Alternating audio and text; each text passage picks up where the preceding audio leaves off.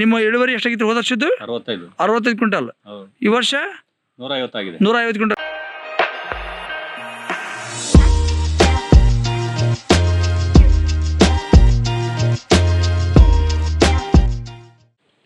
ನಾವೀಗ ಶಿಕಾರಿಪುರ ತಾಲೂಕಲ್ಲಿ ಇದಾವೆ. ಸರ್ ನಮಸ್ಕಾರ. ನಮಸ್ಕಾರ ಸರ್. ತಮ್ಮ ಹೆಸರು ಶಿವಣ್ಣರು.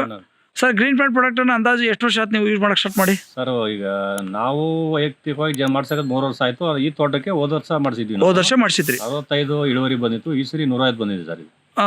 ನಿಮ್ಮ ಇಳುವರಿ ಎಷ್ಟಾಗಿತ್ತು ಹೋದ ವರ್ಷದ್ದು? 65 ಕ್ವಿಂಟಲ್. ಈ ವರ್ಷ 150 ಆಗಿದೆ. 150 ಕ್ವಿಂಟಲ್. ಇದು ಪಕ್ಕಾ ಸರ್. ಈ ನಿಮ್ಮ ಮಳೆಂದ್ರದ್ದು. ಹಾ. ಈಗ ಏನ್ ಹೇಳ್ತಾ ಇದಾರೆ ಸರ್? ನಿಮ್ಮ ಮಳೆಂದ್ರ ಎಲ್ಲ ನೋಡಿದಾಗ ಈ ಪಕ್ಕದ ತೋಟ ನಿಮ್ಮ ಬಾವರ್ದು ಅಂದ್ರೆ ಇನ್ನೊಬ್ರು ಹಳಿಂದ್ರದ್ದು ಆ ತೋಟಕ್ಕೆ ಮಾಡಿಸಿಲ್ಲ. ಅವ್ರದಕ್ಕೂ ಇವ್ರದಕ್ಕೂ ಏನ್ ಡಿಫ್ರೆನ್ಸ್ ಅನ್ಸ್ತಾ ಇದೆ ನಿಮಗೆ? ಈಗ ನೋಡ್ತಾ ಇದಾರಲ್ಲ ಸರ್, ಎಲ್ಲ ಪ್ರಾಬ್ಲಮ್ ಸ್ಟಾರ್ಟ್ ಆಗಿದೆ. ಹೋಗಿದೆ. ಹಾ ಸರ್. ಕಾಯಿಲೆಗಳು ಎಲ್ಲ ಕ್ಲಿಯರ್ ಆಗಿದಾವೆ. ಜೊತೆಗೆ ಇಳುವರಿ ಅಂತೂ ಪ್ಲಸ್ ಆಗಿದೆ. ಈಗ ಈ ವರ್ಷ ಎಲ್ಲ ಕಡೆ ಅಡಿಕೆ ತೋಟಗಳು ಇಳುವರಿ ಕಡಿಮೆ ಆಗ್ಯಾವ ಅಂತ ಹೇಳ್ತಾರೆ ನಾರ್ಮಲ್ ಆಗಿ. ನಿಮ್ದು ಈಗ ಪ್ಲಸ್ ಆಗಿದೆ. ಇದಕ್ಕೆ ನಿಮ್ಮ ಹಳ್ಳಿದ್ರೆ ಇಷ್ಟಪಡ್ತಾರೆ. ಅವರೆಲ್ಲ ಚೆನ್ನಾಗಿದೆ ಅನ್ನೋ ಲೆಕ್ಕದಲ್ಲಿ ಇವತ್ತು ನೋಡಿ ಅವ್ರ ಬ್ರದರ್ ಮಾಡ್ತೀವಿ. ಅವ್ರ ಬ್ರದರ್ ಅವರಾಗಿನ ಕಾಲ್ ಮಾಡಿ ನಿಮ್ಮನ್ನ ಕರೆದಾರೆ. ಅಂದ್ರೆ ಇಷ್ಟು ದಿವಸ ಹೋದ ವರ್ಷ ಏನಂತಿದ್ರು?